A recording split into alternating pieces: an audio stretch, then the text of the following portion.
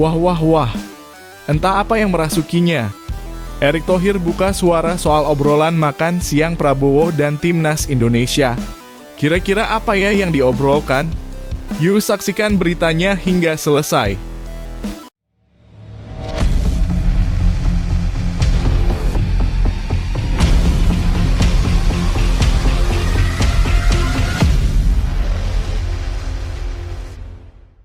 Mohon subscribe channel Timnasku Indonesia agar tidak ketinggalan informasi Timnas Indonesia.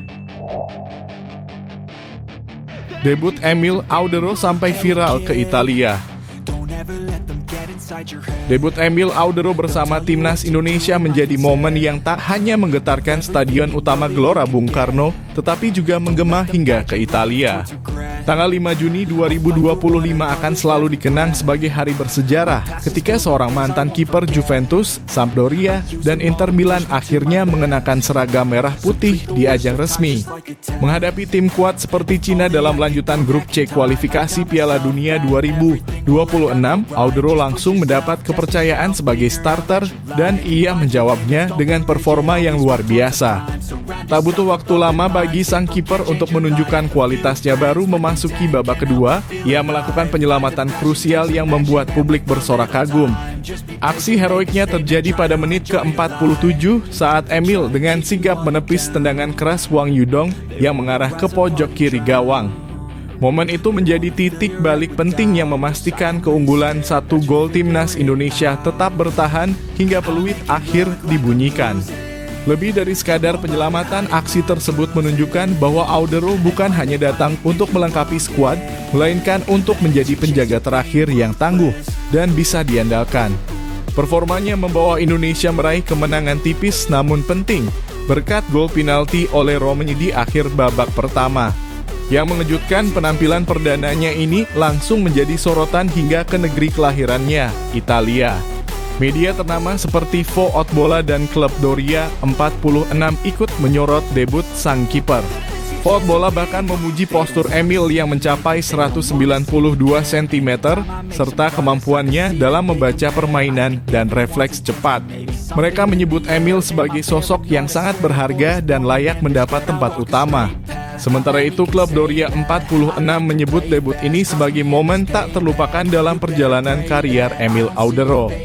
Mereka menekankan bagaimana jalur karier Emil sempat terhenti di level Azzurrini, namun justru mendapatkan panggung besar bersama Indonesia. Bagi banyak penggemar sepak bola di tanah air, debut Emil Audero bukan hanya tentang satu laga atau satu penyelamatan, tetapi tentang harapan baru. Tentang mimpi yang akhirnya terwujud melihat putra diaspora yang tumbuh besar di Eropa, memilih untuk membela tanah leluhurnya dan memberikan segalanya di lapangan. Statistik mencatat bahwa dalam laga tersebut, Emil berhasil mencatatkan clean sheet, 1 penyelamatan krusial, 32 sentuhan, dan 20 umpan dengan akurasi 60%. Ini jelas menunjukkan kontribusinya tidak hanya di bawah mistar, tapi juga dalam membangun permainan dari lini belakang. Di tengah sorotan media asing dan pujian dari para pengamat sepak bola, para supporter Indonesia tentu menyimpan banyak harapan kepada Emil. Akankah ia menjadi penjaga gawang utama untuk kualifikasi berikutnya? Mampukah ia mempertahankan konsistensi dan membantu Garuda terbang lebih tinggi di panggung dunia? Semua pertanyaan itu kini mulai bergema di kalangan pecinta sepak bola tanah air. Nah, bagaimana menurut kalian tentang debut Emil Audero ini? Apakah menurut kalian Emil sudah membuktikan bahwa dia layak jadi kiper utama Timnas Indonesia?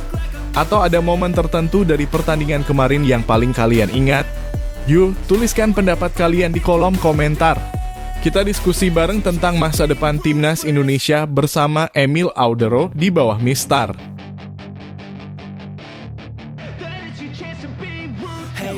Alasan Prabowo undang Timnas Indonesia ke Kertanegara. Entah apa yang merasuki Presiden Prabowo Subianto. Di tengah jadwal padatnya sebagai pemimpin negara, ia tiba-tiba mengundang seluruh skuad timnas Indonesia ke kediamannya di Kertanegara. Bukan untuk urusan politik atau kenegaraan, melainkan untuk satu hal yang sangat jarang dilakukan oleh seorang kepala negara, makan siang bersama para pemain sepak bola nasional. Momen ini langsung jadi sorotan publik, memunculkan rasa penasaran dan beragam komentar dari masyarakat. Apakah ini sekadar bentuk apresiasi? Atau ada makna yang lebih dalam di balik jamuan spesial tersebut? Kejadian luar biasa ini berlangsung pada Jumat 6 Juni 2025. Hanya sehari setelah timnas Indonesia menorehkan sejarah dengan lolos ke babak keempat kualifikasi Piala Dunia 2026 zona Asia. Kemenangan dramatis 1-0 atas Cina di Stadion Utama Gelora Bung Karno memang layak dirayakan. Namun siapa sangka bentuk perayaannya adalah dengan diundang langsung oleh Presiden Republik Indonesia. Bus yang membawa rombongan pemain tiba di kediaman Prabowo pada pukul 13.25 waktu Indonesia Barat, dan dari situ suasana hangat dan penuh keakraban pun tercipta. Bukan sekadar seremoni biasa, tapi sebuah penghargaan yang terasa tulus dan mengejutkan. Dalam keterangannya di akun X (sebelumnya Twitter), Presiden Prabowo menjelaskan bahwa undangan ini adalah bentuk apresiasi pribadi dan pemerintah terhadap perjuangan para pemain. Ia ingin menyampaikan langsung rasa terima kasihnya atas semangat juang yang ditunjukkan oleh skuad asuhan Patrick Kluivert. Momen kebersamaan ini saya harapkan dapat mempererat solidaritas antara para pemain dan pelatih, sekaligus menunjukkan dukungan penuh saya terhadap kemajuan sepak bola nasional, tulisnya. Jelas bahwa Prabowo tak hanya melihat sepak bola sebagai olahraga, tapi juga sebagai bagian penting dari pembangunan semangat kebangsaan. Yang menarik, para pemain tak hanya menikmati santapan siang bersama sang presiden.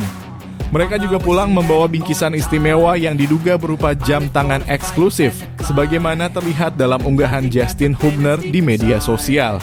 Hadiah ini tentu menambah kehangatan dalam pertemuan tersebut dan menjadi simbol penghargaan terhadap kerja keras tim. Presiden bahkan memberikan pesan mendalam agar para pemain selalu menjaga kesiapan dan kepercayaan diri, serta terus menyalakan semangat juang demi mimpi besar tampil di Piala Dunia. Banyak pihak terkejut dan kagum dengan langkah ini. Jarang-jarang kita melihat seorang kepala negara menunjukkan dukungan langsung kepada tim nasional dengan cara yang begitu personal dan akrab. Apalagi momen ini dilakukan dengan spontan dan penuh kehangatan tanpa embel-embel formalitas berlebihan. Netizen pun ramai membahasnya di media sosial. Ada yang merasa bangga, ada yang terharu, dan tak sedikit pula yang penasaran apakah ini akan menjadi awal dari dukungan berkelanjutan terhadap dunia sepak bola Indonesia. Lantas, bagaimana menurut kalian? Apakah langkah Presiden Prabowo ini merupakan bentuk kepedulian yang tulus terhadap kemajuan sepak bola tanah air? Ataukah ini bisa menjadi semacam pemantik agar lebih banyak lagi pihak di pemerintahan ikut terlibat mendukung prestasi olahraga nasional? Apakah menurut kalian cara ini efektif meningkatkan semangat pemain? Yuk, tuliskan pendapat kalian di kolom komentar. Kita diskusi bareng karena siapa tahu dukungan dari masyarakat seperti kalianlah yang akan membawa timnas Indonesia terbang lebih tinggi ke panggung dunia.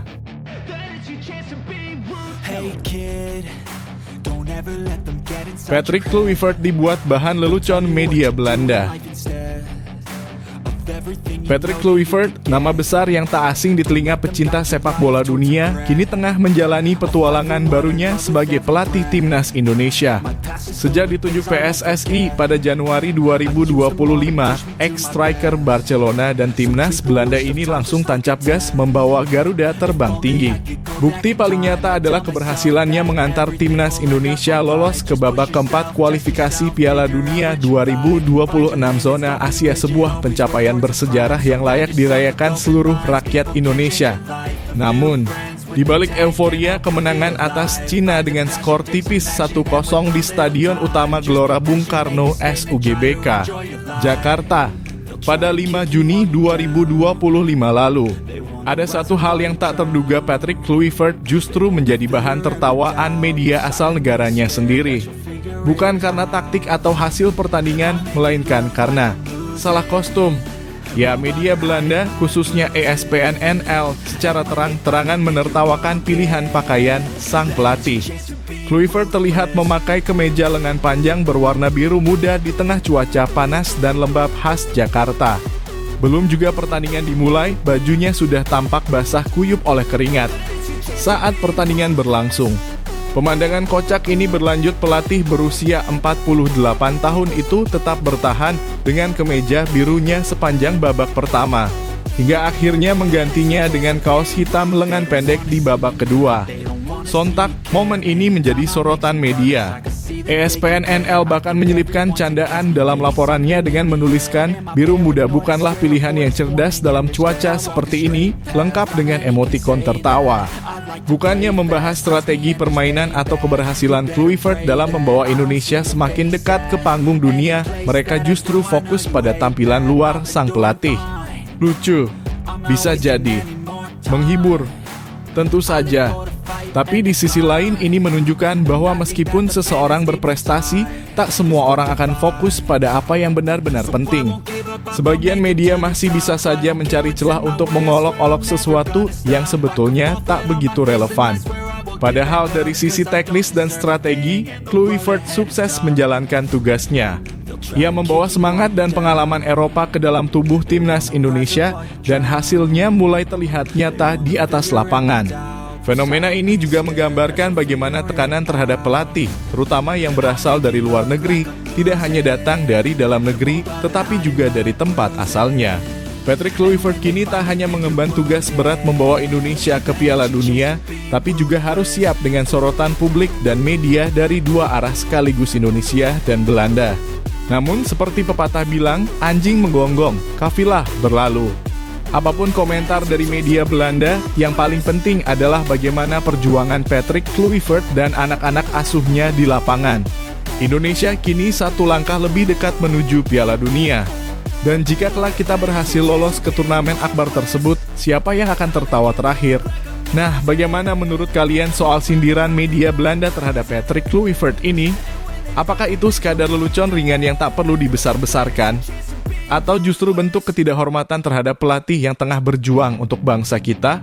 Tulis pendapatmu di kolom komentar. Apakah menurutmu Patrick Kluivert sudah tepat menangani timnas Indonesia?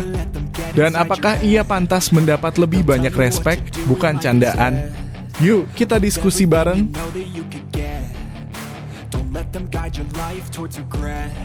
Erick Thohir bongkar obrolan makan siang Prabowo dan timnas. Sebuah momen hangat sekaligus inspiratif terjadi belum lama ini ketika Presiden RI terpilih, Prabowo Subianto, mengundang skuad timnas Indonesia untuk makan siang bersama di kediaman pribadinya di Jalan Kertanegara, Jakarta Selatan. Bukan di Istana Merdeka, bukan dalam suasana formal dan penuh protokoler, tetapi dalam suasana santai dan penuh kekeluargaan. Hal ini dibenarkan langsung oleh Ketua Umum PSSI sekaligus Menteri BUMN, Erick Thohir. Dalam keterangannya, Erick menyebutkan bahwa para pemain dan pelatih merasa sangat dihargai dan diperlakukan sebagai keluarga oleh Presiden. Ini bukan sekadar pertemuan seremonial, melainkan bentuk penghormatan bagi perjuangan para pemain yang sudah mengharumkan nama Indonesia di kancah internasional. Pelatih dan pemain sangat merasakan apresiasi dari Bapak Presiden karena ini bukan di istana, tapi di rumah pribadi. Mereka merasa seperti bagian dari keluarga. Kita tahu para pemain ini juga banyak berkorban untuk merah putih, ujar Erick Thohir, Jumat 6 Juni 2025. Makan siang ini menjadi semacam recharge emosional bagi tim nasional yang tengah bersiap menghadapi lawan berat di partai selanjutnya, Jepang. Meski sudah memastikan diri lolos ke putaran keempat kualifikasi Piala Dunia 2026 zona Asia, Presiden Prabowo dengan bijak mengingatkan agar tim tetap fokus dan tidak lengah. Bapak Presiden mengapresiasi pencapaian ini, tetapi beliau juga menitipkan pesan penting. Meskipun kita sudah lolos ke playoff, tetap harus maksimal saat melawan Jepang. Jangan santai, jangan lengah. Itu bukan mental pejuang yang beliau tanamkan untuk bangsa ini, jelas Erick. Momen yang biasanya hanya bisa dibayangkan sebagai pertemuan resmi dan kaku justru berubah menjadi acara yang penuh kehangatan. Bahkan beberapa pemain turut menghibur dengan penampilan menyanyi. Marcelino Ferdinand misalnya kembali unjuk suara seperti yang pernah dilakukan saat pemusatan latihan di Bali. Bayangkan suasana tersebut, meja makan dipenuhi tawa, candaan, dan perbincangan ringan antara pemimpin negara dan anak-anak muda yang menjadi pahlawan di lapangan hijau. Sebuah peristiwa langka yang menunjukkan bahwa kepemimpinan tak selalu harus kaku dan kedekatan dengan rakyat termasuk atlet bisa menjadi kekuatan besar untuk menyatukan semangat nasionalisme. Apa yang dilakukan Prabowo juga memberikan pesan mendalam bahwa para pemain bola bukan hanya atlet, tapi juga simbol perjuangan bangsa. Mereka dihargai bukan hanya karena menang, tapi karena semangat dan pengorbanan mereka. Acara makan siang ini tak hanya soal menu dan lagu. Ini soal nilai. Nilai bahwa bangsa besar adalah bangsa yang menghargai para pejuangnya baik di medan perang, di panggung budaya, maupun di lapangan hijau. Melalui momen ini, publik juga diajak menyadari bahwa pembinaan mental dan moral para atlet sama pentingnya dengan latihan fisik dan taktik. Kehangatan dan dukungan dari pemimpin bangsa bisa menjadi suntikan motivasi luar biasa yang tidak bisa digantikan oleh apapun. Sekarang giliran kamu yang bicara. Bagaimana menurut kalian soal pendekatan Prabowo yang mengundang timnas ke rumah pribadinya? Apakah ini menunjukkan gaya kepemimpinan yang dekat dengan rakyat? Apakah pendekatan ini bisa menjadi motivasi tambahan bagi para pemain untuk tampil habis-habisan lawan Jepang? Tulis pendapat kamu di kolom komentar. Apakah kamu setuju bahwa pemimpin seperti ini bisa menjadi angin segar untuk dunia olahraga kita? Yuk, diskusi bareng!